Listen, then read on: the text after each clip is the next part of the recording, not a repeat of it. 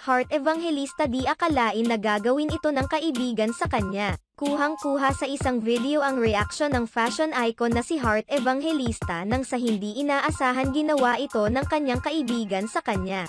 Matapos ang ribbon cutting ng negosyo ng kaibigan kung saan dumalo sina Heart Evangelista, hindi niya inaasahan na bibigyan pala siya nito ng regalo.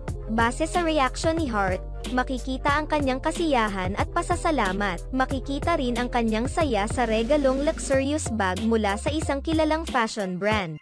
Noon pa man ay kilala na si Heart Evangelista na nangongolekta ng mga luxurious items. Kilala rin ang actress sa loob at labas ng bansa dahil sa kanyang mga fashion etiquette. Salamat sa inyong panunood sa aming video. Maaaring mag-subscribe sa aming channel o i-follow ang aming Facebook page para updated kayo sa mga latest news. Ilagay ang iyong komento sa ibaba at atin yang babasahin sa next video.